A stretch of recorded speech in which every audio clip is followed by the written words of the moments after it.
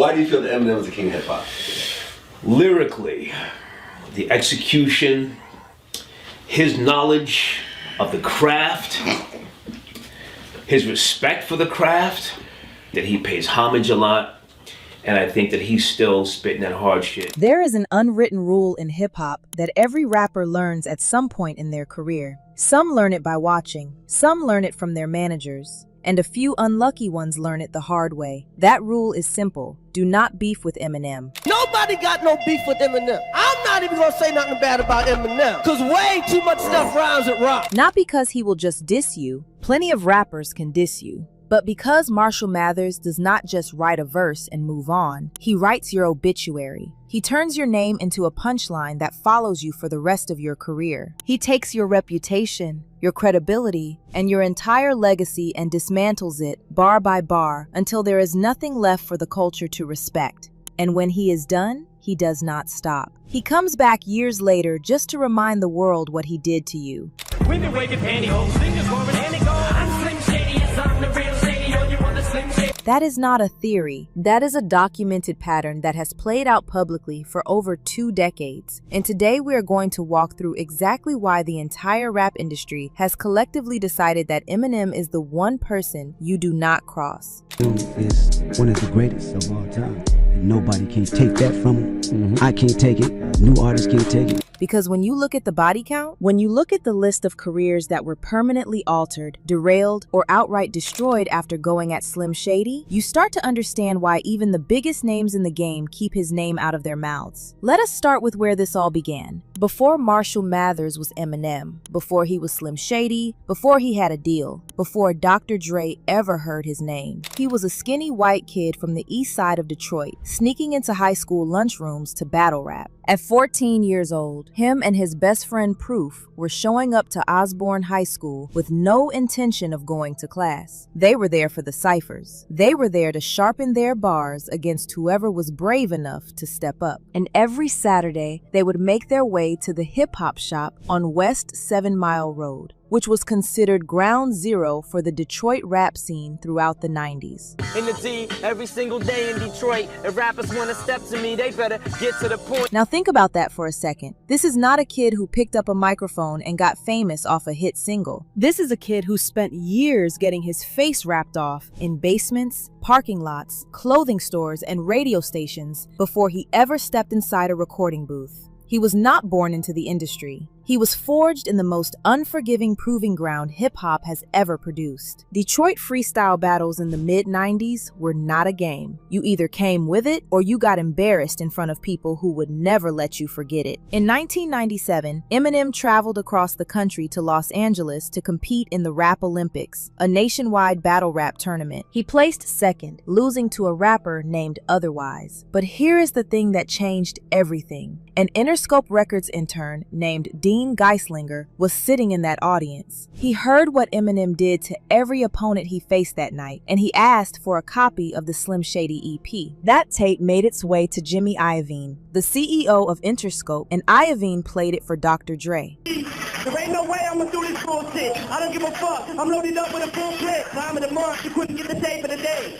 Now, Dr. Dre had been in the music business for over a decade at that point. He had discovered and developed some of the most iconic names in hip-hop history. And when he heard that tape, he said something he had never said before in his entire career. He said, "In my entire career in the music industry, I have never found anything from a demo tape or a CD. When Jimmy played this, I said, find him, now." That is a direct quote. Dr. Dre, the man who built NWA, the man who made Snoop Dogg and launched Aftermath, heard Eminem on a cassette tape and told his people to find this kid immediately. What does that have to do with why rappers are scared of him? Everything. Because it tells you that Eminem's skill was not manufactured. It was not a product of ghostwriters or studio trickery or label marketing. It was raw, undeniable, pure lyrical ability that was honed through years of hand-to-hand combat in the most brutal freestyle circuits in America. And that foundation, that battle rap DNA, is exactly what makes him so dangerous when the beef starts. Because Eminem does not treat a diss track like a song. He treats it like a battle round. He studies his opponent. He finds every weakness, every insecurity, every public failure and private embarrassment. And then he constructs a surgical takedown that hits you on every level simultaneously, personally, professionally, and artistically. And he delivers it with a flow and a technical precision that makes it almost impossible to respond to. The greatest rapper infinity all time is Eminem. But skill alone does not explain why the entire industry is afraid of this man. Plenty of rappers are skilled. Nas is skilled. Jay-Z is skilled. Kendrick is skilled. The difference with Eminem is not just what he does to you on the mic. It is what happens to your career after he is done. And the first person who learned that lesson the hard way was a man named Raymond Scott. You probably know him as Benzino. In the early 2000s, Benzino was the co-owner of The Source magazine, which was one of the most powerful publications in hip-hop. If The Source gave your album a 5 mic rating, your career could change overnight. Benzino also fancied himself a rapper, and when the Eminem show only received a 4 mic rating, the tension between M and the magazine exploded into an all-out war. Benzino started calling Eminem a culture vulture. He released diss tracks. He used his own magazine to publicly smear the most popular rapper on the planet. He called him the 2003 Vanilla Ice. He tried to position himself as the gatekeeper of hip-hop authenticity, and he genuinely believed he could take Eminem down from his position of media power. Eminem waited. He let Benzino throw his punches for 2 full months, and then he responded with not 1 track, not 2 tracks, but an entire mixtape of diss material called The Invasion. He followed that with The Sauce and Nail in the Coffin, the latter of which is still regarded as one of the most devastating diss records ever made. And then, just to make sure the job was finished, he dropped The Invasion 2, a second full mixtape, dedicated entirely to burying one man. Now, Benzino tried to fight back. He dug up an old recording of Eminem using racist language called Foolish Pride and published it in The Source. He thought it was his ace card, but Eminem addressed it, apologized, and the fans forgave him. The culture had already made its choice, and Benzino's career as both a rapper and a media figure was over. Not declining, over. The Source magazine lost its credibility. Benzino ended up on Love and Hip Hop Atlanta, and in 2012, he went on Rap Fix Live and admitted publicly that he made a mistake going at Eminem. But here is the part that really terrifies people.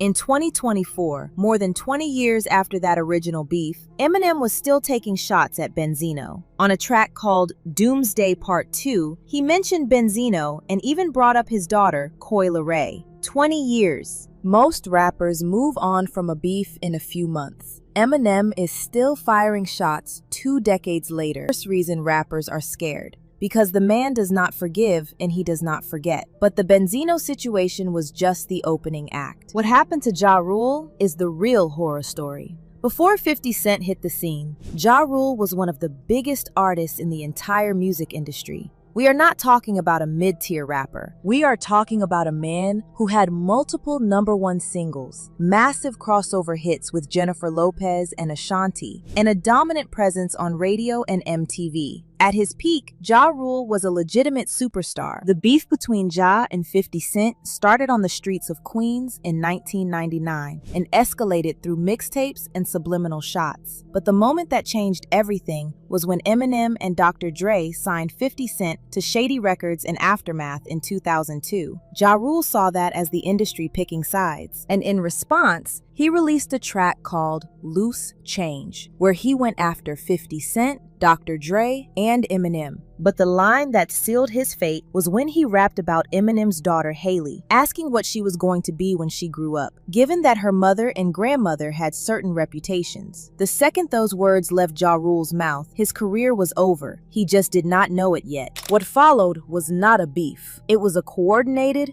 demolition. Eminem unleashed D12, Obi Trice, and himself on Do Re Mi, also known as Haley's Revenge. He joined 50 Cent and Busta Rhymes on a remake of Tupac's Hail Mary. He released Bully and Go to Sleep, both targeting Ja Rule and Benzino. The entire Shady Records, Aftermath, and G-Unit roster mobilized against one man. This was not a fair fight. This was a lyrical firing squad. Ja Rule tried to fight back. he released Blood in My Eye, an entire album of diss tracks. It barely registered. His 2004 album, RULE, debuted at number 7 and went gold, but it was the last time Ja Rule contributed anything substantial to his discography. The combination of the beef, the FBI investigation into Murder Inc., and the cultural shift toward 50 Cent's harder sound buried Ja Rule's commercial relevance completely. And 50 Cent, never one to let a wound heal, kept twisting the knife for years. In 2010, he summarized the whole thing in one sentence: "We just ripped the nigga apart, and he hasn't and can't come back from it." In 2018, 50 reportedly bought 200 tickets to a Ja Rule concert just so there would be empty seats. That is the level of pettiness that awaits anyone who crosses the shady camp. Now, if the Benzino story is a cautionary tale and the Ja Rule story is a horror movie, then what happened to Machine Gun Kelly is the modern-day example that proved the pattern is still active. Colson Baker, known as Machine Gun Kelly, did not just respect Eminem, he worshipped him. He had an Eminem poster on his bedroom wall in middle school. He grew up studying Marshall's lyrics, his flow, his cadence. Eminem was his idol. And then in 2012, when MGK was 22 years old, he posted a tweet calling Eminem's 16-year-old daughter Haley hot. He tried to soften it by adding that Eminem was the king, but there is no softening that. Eminem allegedly got MGK banned from several radio stations. For years, MGK felt the freeze. And in 2018, the simmering tension finally boiled over. MGK took a shot at M on a Tech 9 guest verse. Eminem responded on Kamikaze with "Not Alike." And then, MGK made his move. He released Rap Devil, a full diss track that actually impressed a lot of people. For about 5 days, some corners of the internet thought MGK might have actually landed a real blow. And then Eminem dropped Kill Shot. The track shattered YouTube records. Over 38 million views in the first 24 hours. The biggest hip-hop debut the platform had ever seen at that time. And lyrically, it was a clinic. Eminem did not just respond to MGK's punches. He took every single line from Rap Devil, flipped it, and turned it into a more devastating version of itself. He warned MGK directly, telling him they would be putting his name next to Ja and next to Benzino. He was literally telling this man in front of the entire world that his career was about to join the graveyard of rappers who thought they could take on Slim Shady. And what happened next? MGK's next rap album, Hotel Diablo, opened at number 5 with only 39,000 units. MGK himself admitted in Interview magazine that the project was not welcomed because it came off the tail end of that infamous beef, and nobody wanted to give it the time of day. His follow-up was Tickets to My Downfall, a pop-punk album produced by Travis Barker, which debuted at number 1. It was his biggest commercial success ever, but the narrative was already written. In the eyes of hip-hop, Eminem dissed Machine Gun Kelly so badly that he left the genre entirely. Now, whether that is entirely fair or not is debatable. MGK had dabbled in other genres before the beef, but perception is reality in hip-hop, and the perception is crystal clear. You come at Eminem, you lose your career. Benzino lost his magazine and his credibility. Ja Rule lost his entire commercial run. MGK lost his identity as a rapper. That is the pattern, and everybody in the industry sees it. But it goes deeper than just the diss tracks themselves. Because the real reason rappers are afraid of Eminem is not just about bars. It is about the infrastructure behind him. When Eminem targets you, you are not fighting one man. You are fighting Dr. Dre, who helped build the careers of Snoop Dogg, Tupac, Kendrick Lamar, and 50 Cent. You are fighting 50 Cent, who turned trolling into an art form and has shown zero mercy to anyone on Eminem's bad side. You are fighting the loyalty of D12, Obi Trice, and Royce da 5'9". And you are fighting a fan base of hundreds of millions of people who will flood your social media, your YouTube comments, and your streaming numbers with negativity the moment Eminem says your name in a diss. Think about what happened to Benzino's YouTube presence. Every song he uploaded was buried in dislikes. His mixtapes were downloaded a few hundred times at most. That is not just a reflection of his quality. That is the power of Eminem's fan base acting as a cultural enforcement mechanism. When you are on Eminem's list, the internet makes sure you never recover. And then there is the Haley factor. Every rapper in the industry now understands that mentioning Eminem's daughter is an automatic trigger for maximum retaliation. Ja Rule did it and got buried. Benzino escalated to personal family attacks and got buried. MGK made a comment about Haley and spent the next 6 years dealing with the consequences. It has become one of the most well-known unwritten rules in all of hip-hop. You can diss Eminem's music, you can question his relevance, you can say he fell off. But the moment you say that girl's name, you have activated something that does not have an off switch. And maybe the most underrated reason rappers are afraid is this: Eminem has nothing to lose. When you are the best-selling rapper of all time, when you have 15 Grammys and an Oscar, when you have been inducted into the Rock and Roll Hall of Fame, when you have sold over 220 million records worldwide, and the next closest rapper is almost 100 million behind you, what can anybody take from you? Nothing. The man is commercially bulletproof. He could release the worst diss track of his career, and it would still chart. He could lose a rap beef on paper, and his legacy would not budge. That asymmetry is terrifying, because when one side has everything to lose and the other side has nothing to lose, the outcome is predetermined before a single bar is recorded. Eminem himself understood this dynamic, even when it applied in the other direction. Between 2009 and 2010, while recording Recovery, he admitted publicly that he was jealous of Lil Wayne, Kanye West, and Drake. He said their music was so good it was making him bitter. He even recorded diss material, but he never released it, because in that moment, those three artists were at their commercial peak. And Eminem recognized that attacking them would have been, in his own words, career suicide. He said they would have murdered him. That admission tells you everything you need to know about how Eminem thinks. He is not reckless. He is strategic. He picks his battles carefully, and he only engages when he knows he has the position, the ammunition, and the firepower to win decisively. And when he does engage, he does not aim to wound. He aims to end it permanently. So when someone asks why rappers are really scared of Eminem, the answer is not just one thing. It is the combination of everything. The battle rap foundation that made him one of the most technically gifted lyricists in history. The 2-decade track record of career destruction, the infrastructure of shady records, aftermath, and a fan base that numbers in the hundreds of millions. The Haley rule that guarantees maximum retaliation for personal attacks. The commercial immunity that makes him impossible to damage. And the documented willingness to keep a beef going for 20 years if necessary. That is not a rapper you diss on a Friday and forget about by Monday. That is a generational threat that has permanently altered the career trajectories of everyone who has stepped to him. And every rapper in the game, from the underground to the A-list, has watched it happen enough times to know better. Eminem is not the most feared rapper because he is the angriest. He is the most feared rapper because he is the most effective. And in hip-hop, effectiveness is the only thing that matters. But what do you think? Is there any rapper in the current generation who could actually survive a beef with Eminem and come out the other side with their career intact? Or has the game changed so much that nobody would even dare try? Drop your take in the comments, because that is a conversation worth having.